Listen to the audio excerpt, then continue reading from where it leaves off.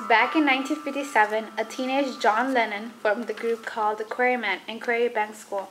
Paul McCartney was discovered by Lennon, attracting him with his guitar playing skills. In 1958, George Harrison joined the group and became the lead guitarist.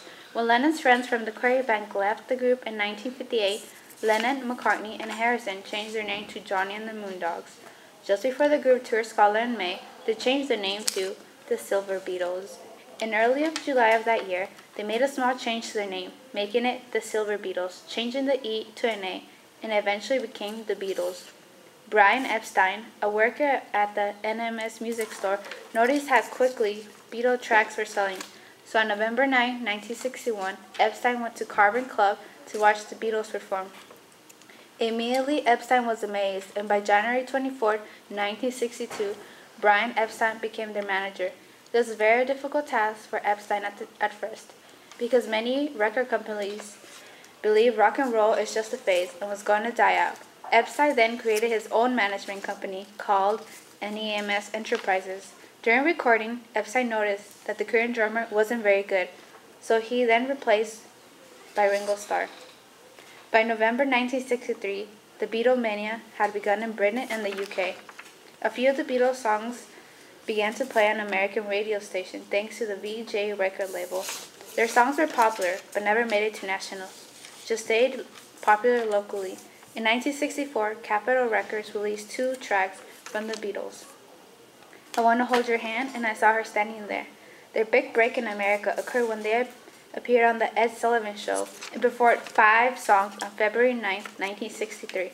It is accounted that over 73 million people watched the show that night. Overnight, the Beatles were the new thing, loved across the nation. After that, the rest is history. All over the world, the albums were selling like hotcakes. They made movies that documented their life as superstars. They were hugely popular. Album after album and after album, they made #1 hits. Almost every one of their songs became big hits. They were the first to do this, because before, usually only one song was a hit, while the rest of a song were fillers.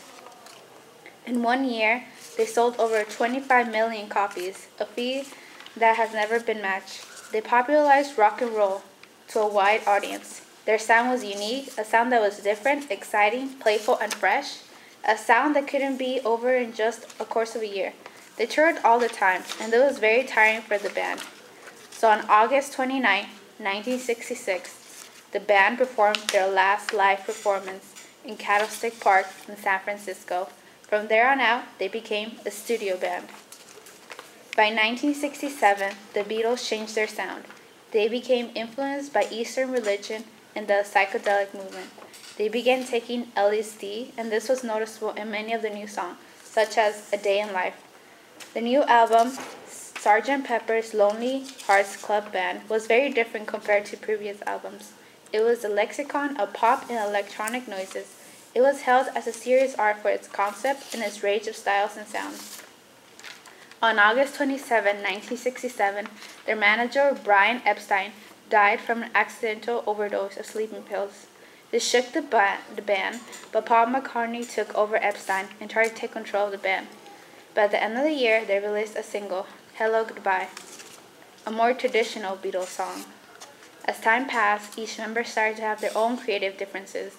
They tried to see past it, but it was just too big of a deal. While trying to solve their differences, they recorded a documentary titled Let It Be. This eventually showed the end of the Beatles. They performed their last performance as a band on January 30th, 1969, which was an impromptu performance on a roof in New York. After that, the Beatles broke up.